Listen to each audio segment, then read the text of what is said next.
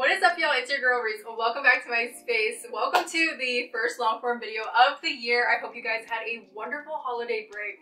I took a much needed break and now I'm back. And I wanted to start the year with something fun. Last year I did my 10 favorite scents, and since then I've picked up 5 new scents. So I'm reviewing 5 for you plus a bonus one because I just got one in the mail today, and one day of wear is just not enough for a review. So I'll just show it to you and have my 1-2 remarks, and then we can review it on a later date. So just full disclosure for anybody who is a fragrance snob, I am not a professional. These are my opinions, how these fragrances wear on me, how they make me feel. So I will be posting the notes up on the screen, so those of you who are more fragrance snobs and professionals, you can have those up there, but please don't come for me. I'm just sharing with you what I like and what I don't like about these fragrances. So without further ado, we're gonna hop right into my review.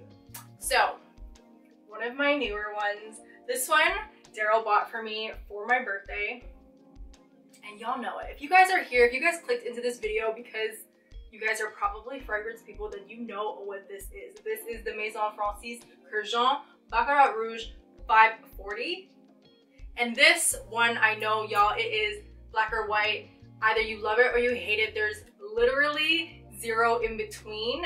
So this for me is a woody, warm spice smell. And you guys know, if you watched the previous video, I am a musky woody girl. So like, nailed it.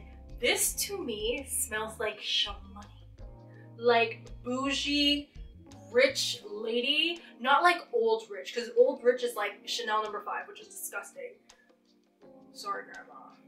I have a bottle because the bottle is iconic, but like, nah, I'm not at that age for Chanel No. 5 yet. This is like fabulous rich woman. Okay, we're gonna go there. Young, fabulous rich woman, even like older, fabulous rich woman. Like it's a specific scent for a woman that I absolutely adore.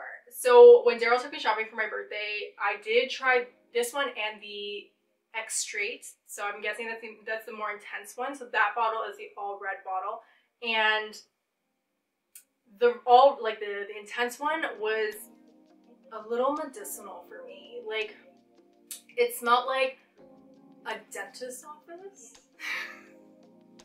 Yeah, specifically a dentist's office, which is so random. But it was a no for me, like immediately a no for me. Now I've read reviews that people said this is a little plasticky for them, and I get that. I'm not gonna lie, like there is a slight undertone of plastic for me, but you know, everybody's nose is different. Like you're gonna smell, all of our noses are different, so you're gonna smell something that I might not smell. So I can understand if like you're picking up on a lot of plastic, this is definitely not for you. But for me, it's like a small undertone and it doesn't do nothing for me. This is just like shmoney. And this teeny tiny bottle, this is 70 mils, yes. And this was like $400 and something, like girl. So it's not one of those where I could be like extremely generous. Like I can, but I shouldn't. It's very, very expensive.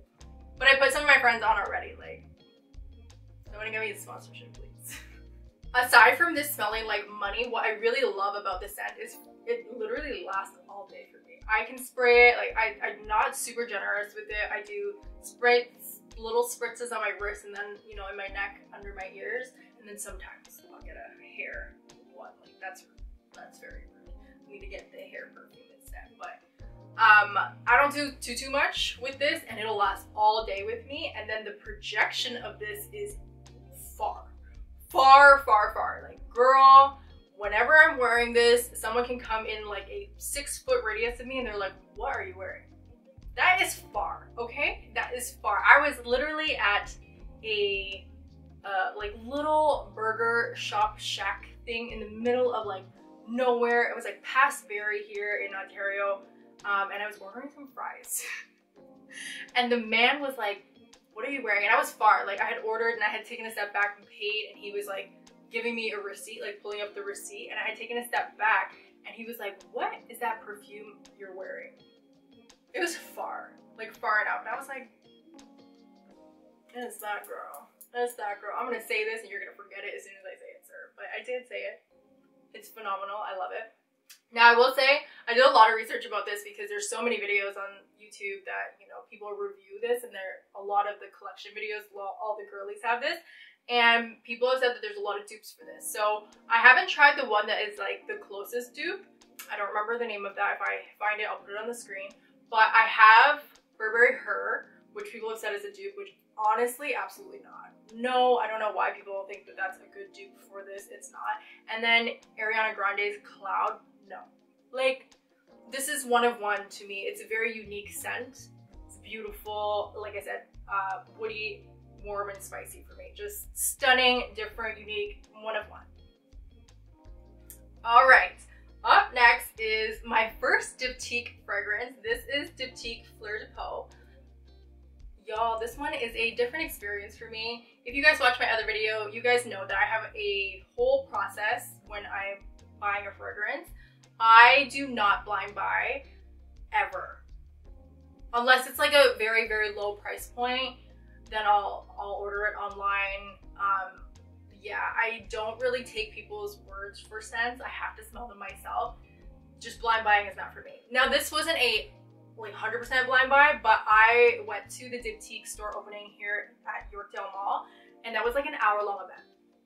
So I went in, and I don't have a lot of experience with Diptyque. I had a couple candles, and now I have a fragrance and like a hair fragrance and stuff, but like very few at the time, just like base. The only thing I had was a base candle. So I went in, and I'm like smelling the fragrances, and I liked this one and another one. I can't remember the name of the other one. And I tried them both on each wrist. So by the end of the event, I am a marketer's favorite consumer. The vibes were just right. You know, they were doing the right things. It was hors d'oeuvres and like, I wasn't even drinking. I was having water, but like the drinks were going around, the hors d'oeuvres were there, the vibes were there. Like, it was just so fun. So I was like, I think I like this. I'm gonna buy this.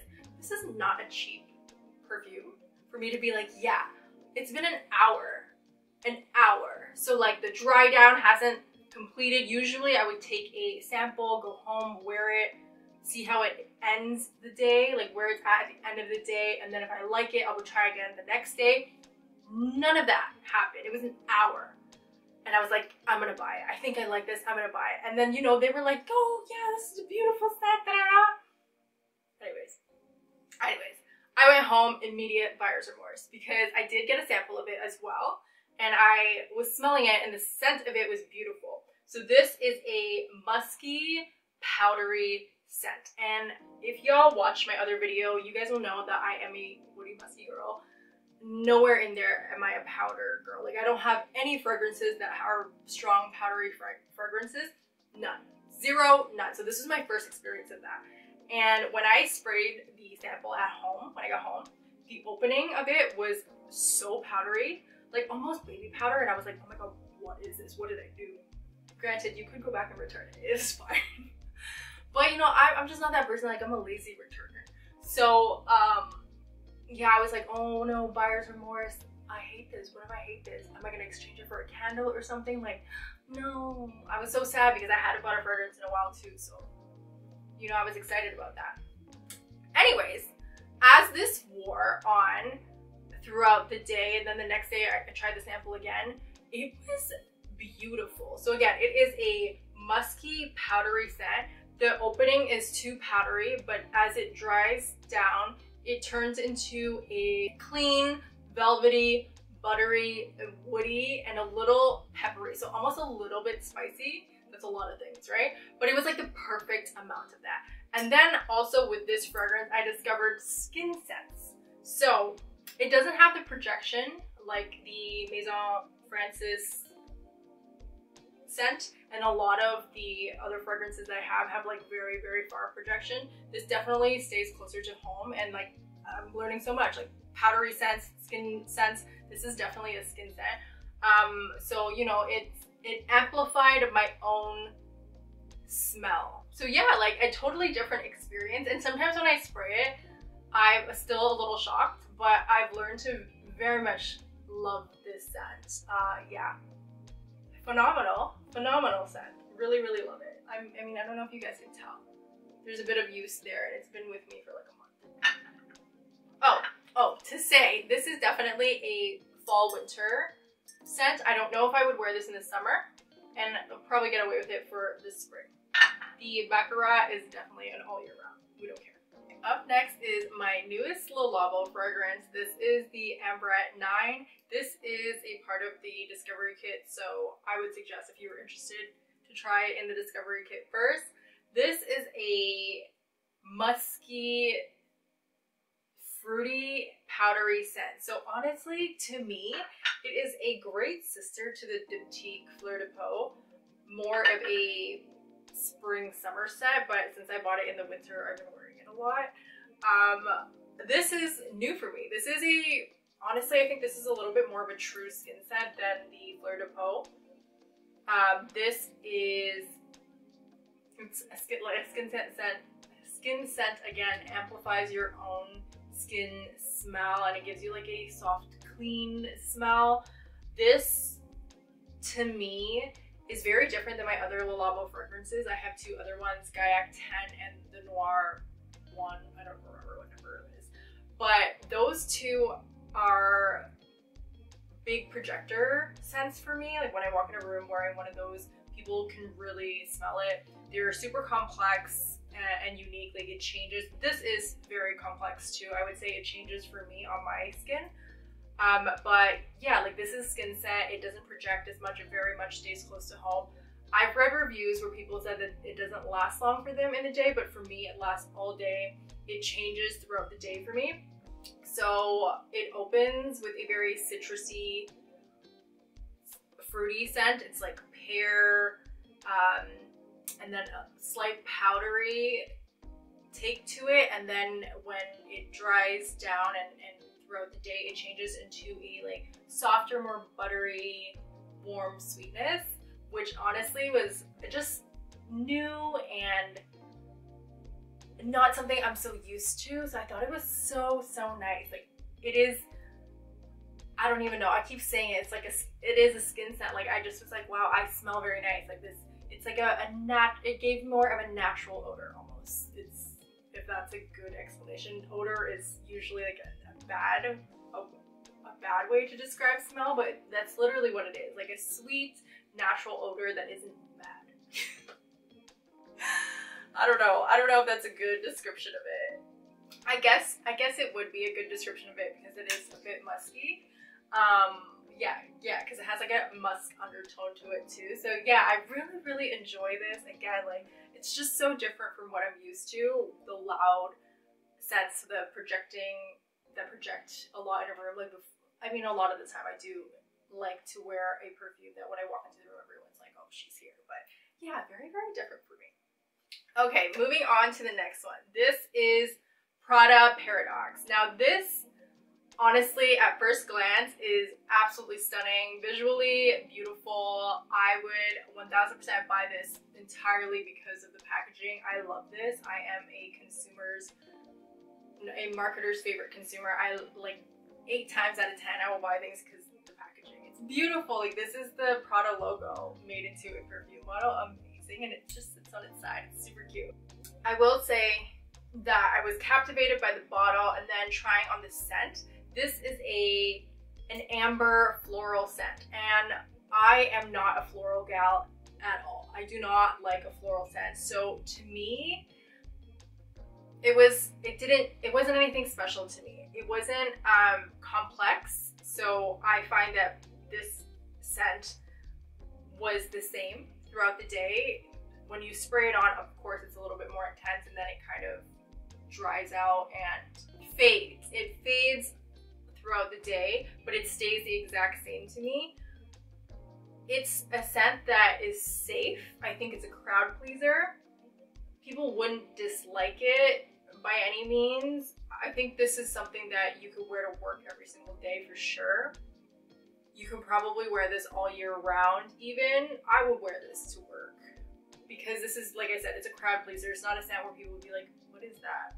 You know, like a lot of the scents that I like, the more woody and musky ones, they aren't scents that people typically love. And so when people smell it on me, it's like a newer scent, you know? So this, I can almost guarantee that people will be like, oh, okay, that's nice, but, or you probably wouldn't ever get a compliment from it.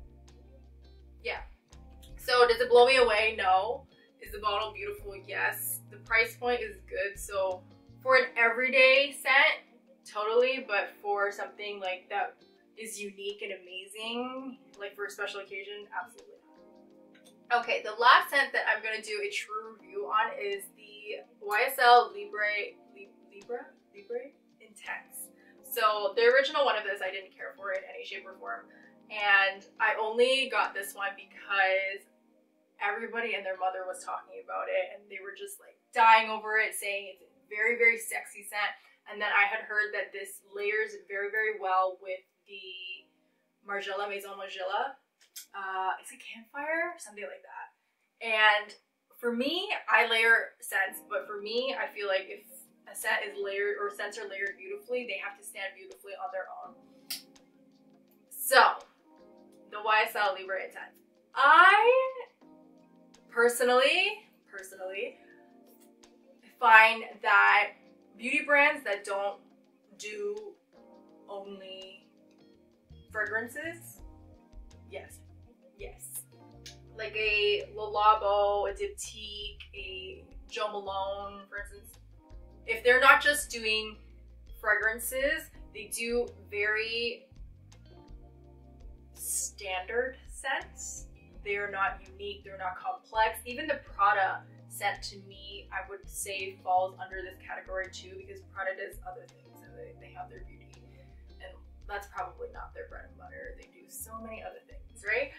So I don't know, I might be totally wrong, but in my experience in the fragrances that I've tried by brands that have like full beauty lines, like makeup and all these other things, I don't think that their scents are anything to brag about. Again, it's the complexities. To me, it doesn't change over time, it just fades. And this is 1000% that. This has, compared to the original, if I can even remember the original properly, I think this is more, like the more vanilla in it, so it does give it a more sexy vibe. So this is more of a warm floral, and again, I don't like floral, so this is going to be a bad review on this only because I don't enjoy a floral. This compared to the original, I do like better, again, because maybe the velvety part of it, like a buttery, velvety, sensual vanilla scent, so I'm not mad at it. I would say similar to the Prada, this is a crowd pleaser. It's an easy scent. Does it blow me away? No. This is more of an evening scent, I would say. So maybe this is why people interpret it as sexy. I could wear the Prada in the day for work, and this, I don't think, I wouldn't wear this to work. You could totally wear it to work, but I would reserve this for an evening. I would wear this all year round. Yeah, but it doesn't really blow me away at all. So there's that. All right, last one is the Glossier You.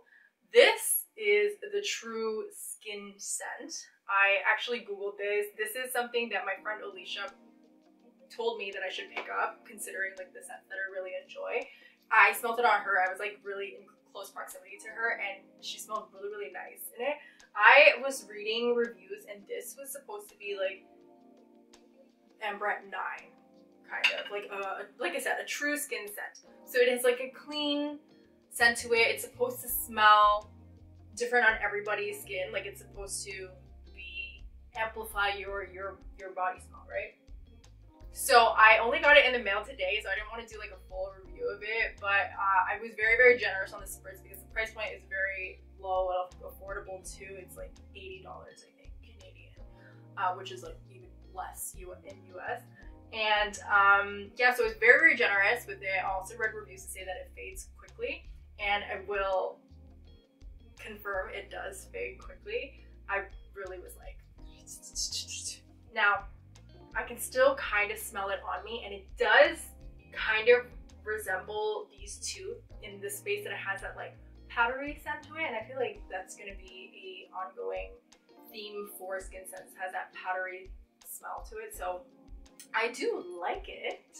It's clean, it's powdery, it's musky, so I think it's the musk that I quite enjoy about it, and then now powdery scents too, but it just doesn't last very long. I'm gonna try it again for a couple days and then see where I land with it, and then maybe we'll do a different video for fragrances and I'll include this again for an update. But for the price point, it's not bad. I just would have to like put it in my bag and reapply.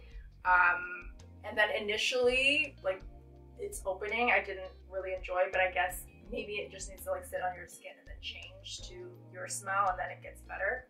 Maybe that's a skin scent. But yeah, I would have to carry this with me. On initial reaction, I would have to put this in my bag and bring it with me, whereas the rest of my stuff, I do not have to do that. So yeah.